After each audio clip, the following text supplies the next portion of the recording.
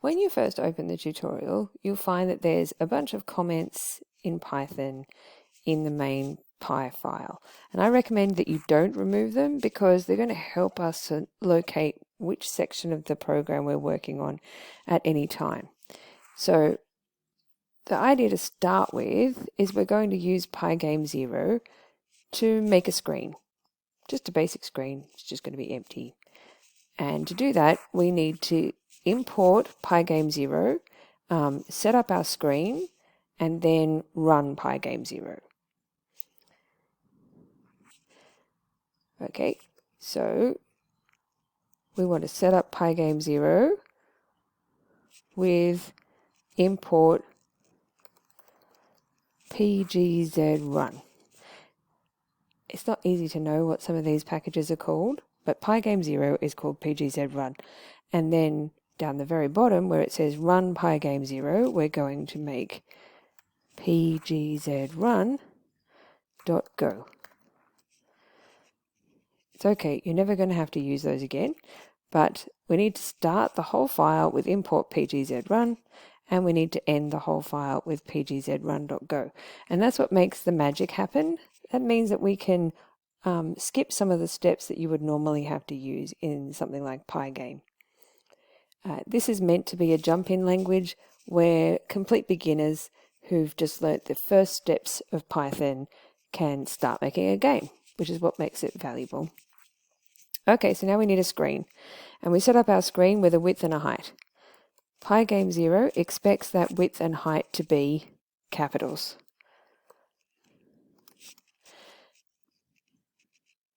We can start that off as 100, 100, like I've suggested in the tutorial, and then we can go and make it whatever we like.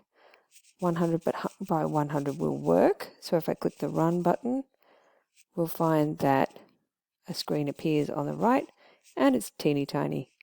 So I'm going to make this 800 across and 600 down.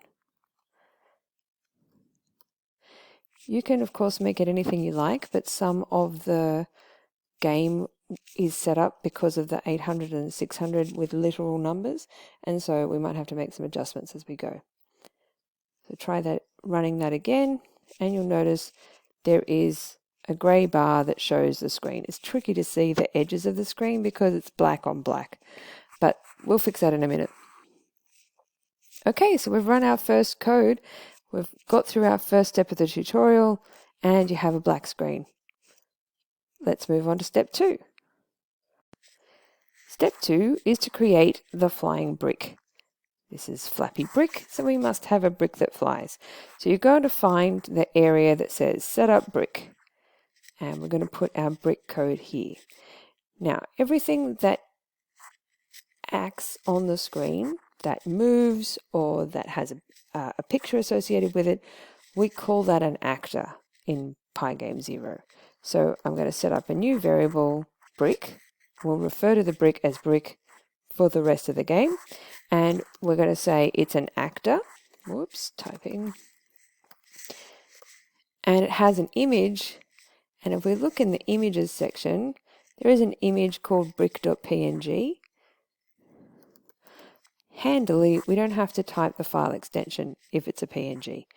If it's a GIF, I'm not going to get into the pronunciation of that today, or a JPEG, then you will have to put the extension in, but PNG is assumed, so we can just leave it as it is. Brick equals actor with image brick is what that line says.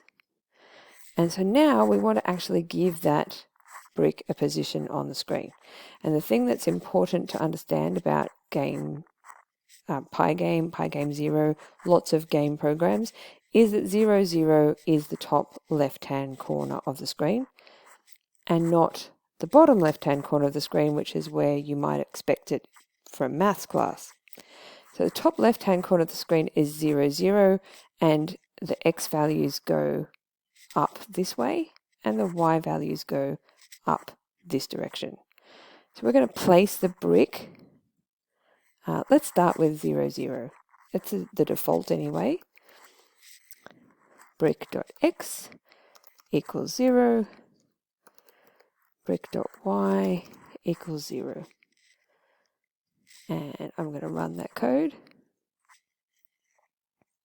Okay, you notice that when I run the code, you can't see the brick still. That's because we've just set up the brick and we haven't drawn it anywhere. We've given it an image, we've given it a position, but we never draw it. So we're going to go down to where it says draw stuff to screen, and we're going to add a new function. A function always starts with def and then the name. There are two special, well, there's a bunch, but there are two main special functions that are needed for Pygame Zero. One is draw, and it has to be written like that, def draw. And that means that this is the stuff that's going to be drawn to the screen. We're going to gather all of this together. And the other is def update, which happens every time the program runs, every frame. It will do all of the steps in update. And we'll see one other special function with this tutorial. So let's draw the brick to the screen, and we do that with brick.draw. The great thing about Pygame Zero is quite often you could almost guess the functions and their names because they're really designed for beginners. So now when I stop and run again, you'll see there is a brick, half a brick, top left hand corner. Remember that was because we had our X and Y set to 0. X value and Y value are actually the center of the image. So we want to set that to be somewhere off the wall and also down a bit. So let's go with an X value of 50 and a Y value of 250. Actually, let's go a little bit more right. So go with 250. Sorry, 90 and 250. And we'll stop that and run it again. And you'll see that the brick is now about where it needs to be to start Flappy Brick. Fantastic. We've finished that tutorial chapter, and now on to the next one.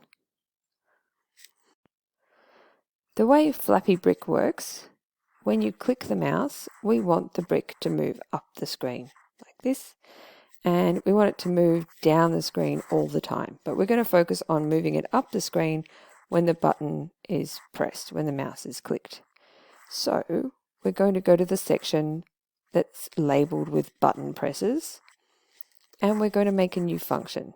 This function is another magical Pygame Zero function, on, mouse, down.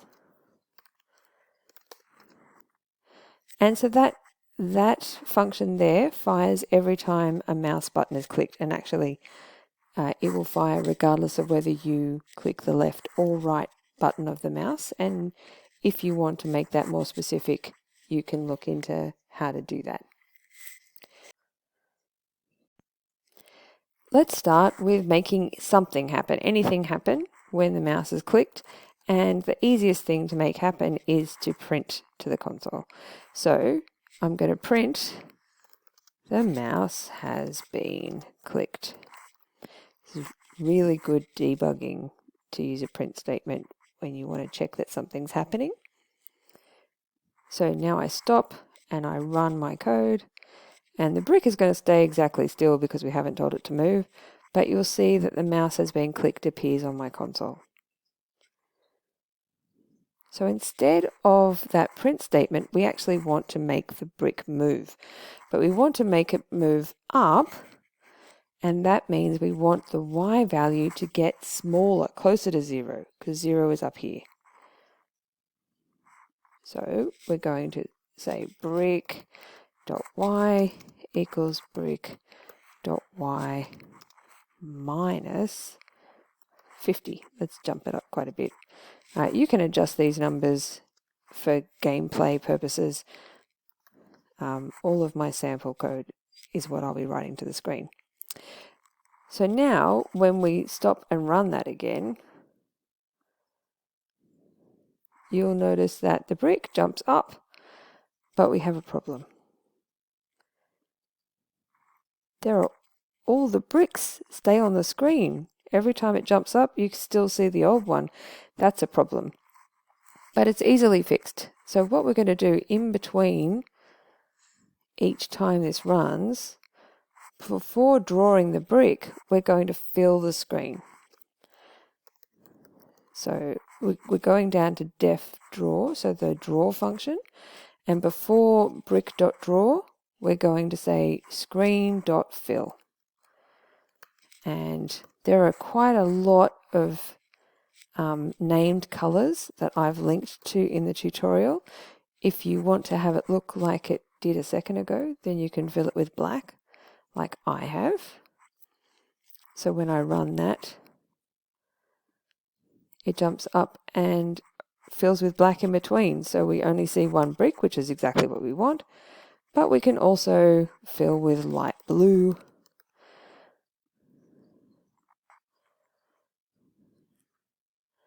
There's our light blue, and there's our little brick flying upwards. So you can experiment with colors, choose whichever color you like. Okay, so I'm going with black, and now we've finished that page of the tutorial, so we're up to the next bit. So you'll notice when we click the mouse, the brick eventually just flies off the screen and we can never get it back again until we stop and run it again. We want the brick to be constantly falling down. So in order to do that, we need to not on mouse down, but at all other times be adding a little bit of value to the Y value of the brick. So to do that, we need our second magical function, the big one. So we have def draw, and we also have def update. So find the section that says each cycle through the loop and define the update function.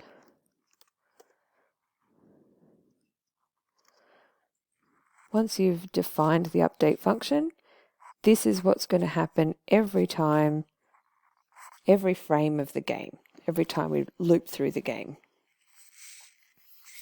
So we want to add 1 to the value of brick Y, brick's Y value. Brick.y equals brick.y plus 1.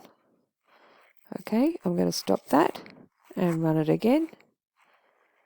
And you'll see that the brick falls until I click the mouse, and it falls in between time. This is fantastic. This is exactly what the game does.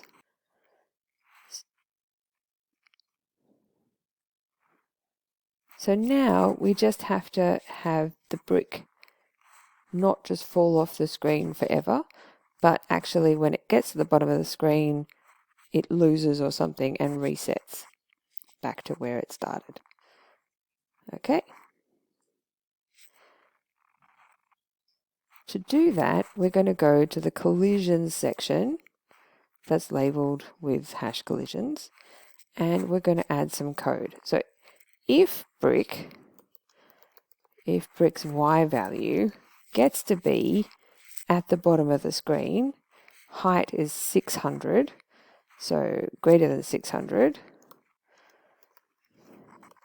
it would actually be better if you use the variable height here, but I'm just going to use the literals for the time being.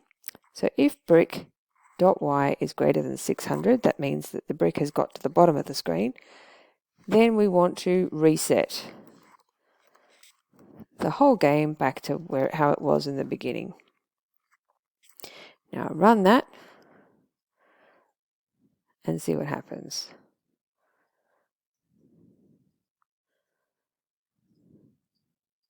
Oh no, we get a lot of very ugly error stuff in our console. Terrible stuff. The last line is usually the most useful line, and it says name error, name reset is not defined. That's true. We just called it here at line 25 reset, but we haven't ever told the program what reset is. So we're going to define reset. So define a function called reset. And what do we want to have happen when we reset the game? We want the bird's Y value to go back to 250. The brick, sorry. It's definitely Flappy Brick. Brick y equals 250. And we could also add a print statement to say the game is resetting so that people know what's happening and so that we can see that that's actually fired.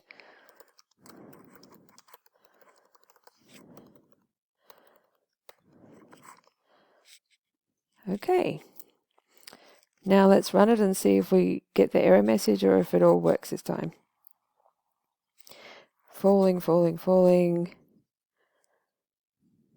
There we go, the game is resetting. It's just a little bit off screen, I think. Hang on.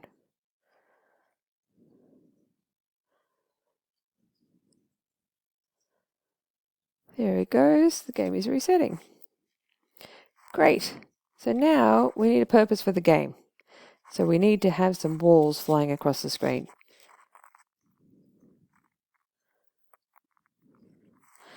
So you'll look in the images section, I've given you two walls. One is called wall bottom and one is called wall top. And it's just the shape of where the cap is. And it's actually really hard to see the cap on the black, or in fact impossible. But if you have a different background color, then you'll be able to see it. I'll show you that in a second. So let's get some walls on the screen. Remember, way back here when we set up our first brick, we called it an actor. Well, walls are actors too. They move, they have an image associated with them. So we're going to go up to the section that says set up walls, and we're going to make two walls. I'm going to use very similar naming as I have with my PNGs. So wall bottom, you can't put a dash in a variable name because it thinks it's a minus sign. So wall underscore bottom equals actor, and the image name is wall dash bottom, and then wall underscore top is an actor with the image wall dash top. Okay, so now I have two actors set up. We're going to need to set up their position. We're going to need to set up the gap between them. So let's set a new variable called gap. So I'm setting a gap of 150, which is actually quite tricky to squeeze through. You can change it to something else if you want it to be easier or harder. Or if you decide to choose different images and your brick or equivalent is smaller, then you're going to need to make the gap narrower. You can play around with these numbers. Okay, so now I'm going to set the X value of wall top. We want it to start about halfway along the screen so we don't have to wait for ages for the wall to get to the brick. So wall underscore top dot X equals 300, and wall underscore top dot Y equals 0. That puts the center of the image of the wall top at the top of the screen. And now we're going to use maths to work out how to do the bottom of the bottom wall. So hang on a second. We want wall bottom, dot X to still be 300 because we want the two walls that need to be lined up. And now we're going to use some maths. So wall bottom dot Y equals wall top dot height plus the gap. So the wall bottom Y is exactly the height of X from the top of the screen plus the gap. So that means that it will leave the gap between the two walls. You can muck around with this maths if you want to see other things, if you want to see what different numbers do. Okay, now if I run that, remember, my walls are not going to appear. There's my brick, but I went to all that trouble of setting up the walls. Remember, I have to not just set them up, but actually draw them.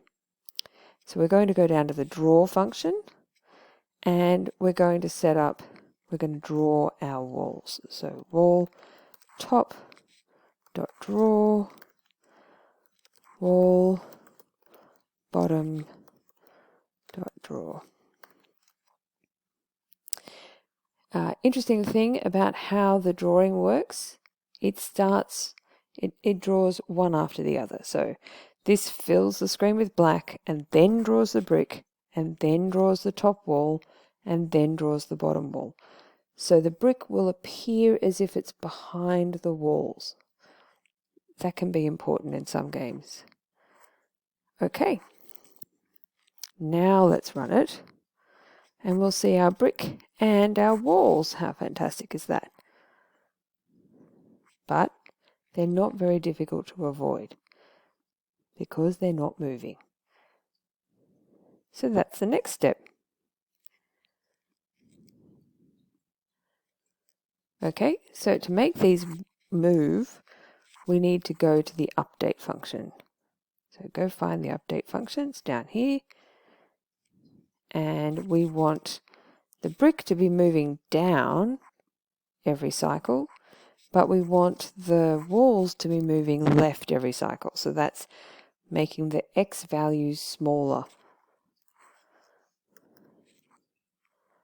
Wall underscore top dot X equals wall underscore top dot X minus 1. Wall underscore bottom dot X equals wall underscore bottom dot X minus 1. Let's have a look at that. There they are, they're moving.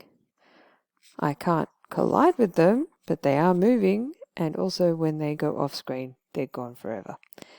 Things that we will fix. Okay, so now we're up to managing collisions with walls. So you'll see in the collisions section, we're checking to see if brick.y is greater than 600. So if the brick falls to the bottom of the screen, then we reset. We also want to reset if the brick comes in contact with any of the walls.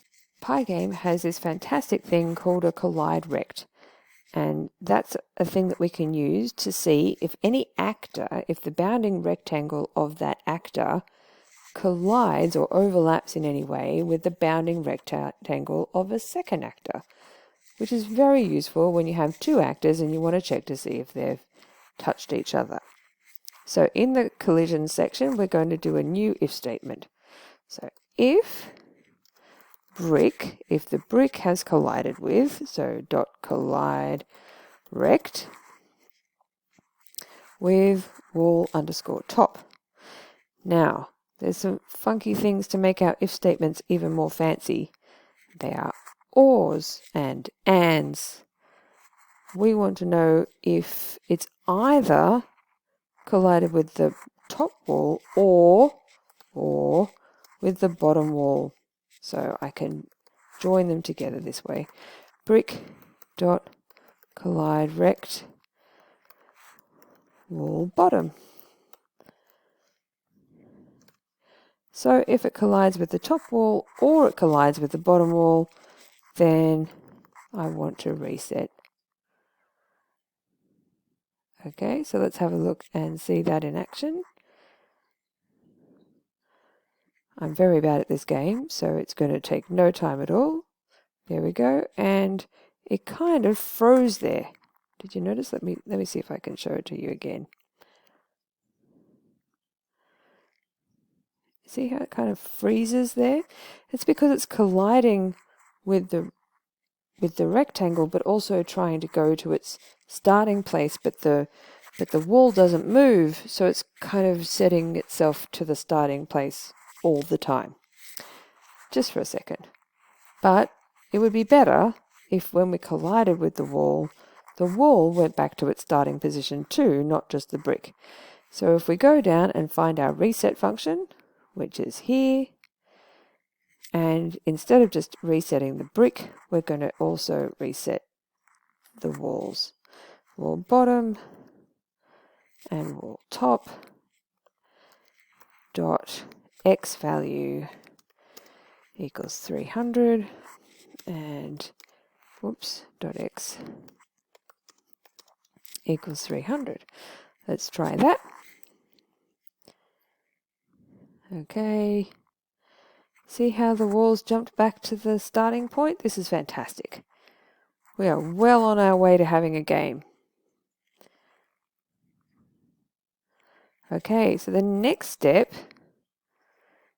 is to have more than one set of walls, because if this set of walls goes past, I told you I was terrible at this game, goes past and off screen, oh no, goes past and off screen, then we're not playing against any walls anymore. The walls just disappear forever. They're still moving in the leftward lead direction. We just can't see them. Okay, so we're going to have to reset those walls back to the right hand side of the screen so that when they come forward again, we've got more walls to jump. Okay, so we need to, if the walls get to the leftmost part of the screen, then we're going to reset the walls. So if we go to the update section where we checked our collisions, so if the brick gets to the bottom of the screen, if the brick collides with either of the rectangles, or if really just one of the walls, because both the walls move at the same time and are lined up with each other, if wall top dot x is less than or equal to 0. 0 is the left-hand side of the screen when we're talking about x and y. So we want it to be if it's less than 0, and we're going to reset walls. Not reset the whole game, reset the walls back to the beginning. Okay, let's see what happens when I run this. Oh.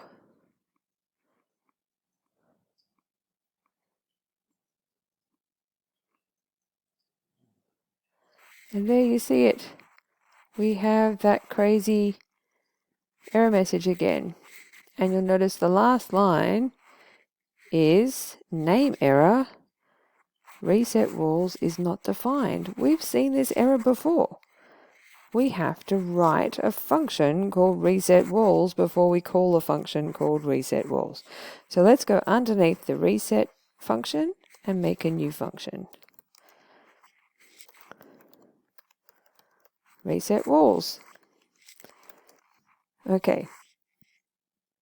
So when we want to reset the walls, we want both walls, top and bottom, to set their x value to the furthest point on the screen. So that's, if we go back up the top, we can see that that's width 800. So we're going to set wall underscore bottom dot x equals 800 and wall underscore top dot x equals 800. Okay, let's run that.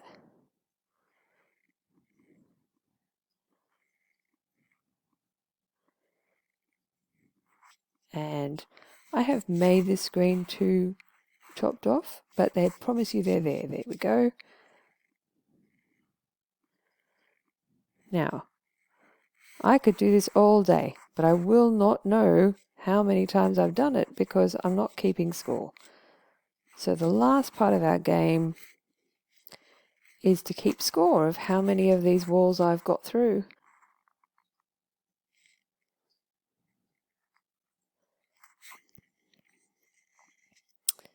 Okay, so what we need to do is way up the top at line 6 approximately, depending on how many extra lines you've put in, there is a comment that says set up score. So we're going to start by declaring a variable called score and setting it to 0. Scores always start at 0. And then I need to update the score, but we have some new information, something that we've not had to deal with before. And that is that this score is going to need to be known by our onMouseDown function, because, no, actually not the onMouseDown function. It needs to be known by the update function to know whether it's been, whether it needs to go up or not. And it needs to be put into the reset function also. So it needs to be in a number of different places. And the way functions work in Python, that's not really a thing. Knowing about this score and being able to update this score in these functions isn't really a thing. So we have to make the variable a bit special. We have to make it known to everyone. This is the one score and it's going to be known to everyone. And that in programming is called a global variable. Global like the world, known by everyone. So we're going to use the keyword global to make sure that that score is the same score as I'm dealing with in other functions. So go to the update function and I'm going to use the keyword global. So global score. That says the score I'm going to be talking about is the same score as this one up here. It's the trickiest part about variables in Pygame Zero, that we have to manage scoping and use globals. Okay, so now that it's been declared as a global, we can now refer to that score. So I'm going to say, when do I need the score to go up? I need the score to go up if the wall goes past 0. If the wall goes all the way to the left of the screen, that means I haven't collided with it, so I'm going to increase the score. I'm going to reset this. I'm going to set the score, increase the score. I'm going to increase it every time the wall gets to the far left of the screen, which is what I'm doing here. If wall.top.x, is less than or equal to 0, reset the walls, I'm also going to increase the score. So score equals score plus 1. Now we need to be able to display this somehow. So we don't really want to print it because we don't want people to have to look at the console to see what their score is. So we're going to draw a thing to the screen. That's a thing that's very similar to our screen.fill. See this screen.fill that we did in the draw section? We're going to do another thing in the draw section, and it's called screen.draw.text. And inside screen.draw.text, you can put a bunch of arguments. I've actually linked in the tutorial to more explanation about screen.draw.text, about things you can put in here. You can change the font size and you can change the font in some, depending on your setup and stuff like that. I'm just going to deal with actually putting stuff on the screen and position and color. So the thing we want to put on the screen is the score. The problem with the score is it's currently a number, and you can't draw this function here won't allow you to pass a number in. So we have to convert our number to a string or text. And we do that with the str function. So str, and I'm putting in here score. Str score, and then I'm going to have a comma, and then I'm going to have the position on the screen. The tutorial has the position on the screen far right. I'm going to put the position on the screen of the score far left because I want it to be visible in this video. So X value, let's go with 50, Y value 30, something like that. That's what that tuple is. 50 is the X part and 30 is the Y part. And now I'm going to put color, got to be American spelling of color, equals orange. And you can pick any color from that magical list of colors shown earlier. Okay, so now you'll notice that that 0 is visible on the screen, and when the walls get to the left hand side of the screen it turns to 1. How fantastic. So you've now made the game. The only last thing we need to do is to reset that score back to 0 every time we have to reset the game because we've crashed into a wall or the floor. So if we go right down to the bottom into the reset section, see this reset? Because we want to set the value of score, we need it to be global again. So global, the score that I'm dealing with is the same score that everybody else knows about. That's what that means again. And so when I reset everything, I say the game is resetting. I set the bricks Y value, the walls X values, and I set score back to 0. And that's it. That's Flappy Brick the game. And now you have enough information to be able to do all kinds of things. You will not be able to improve my gameplay because I'm just terrible.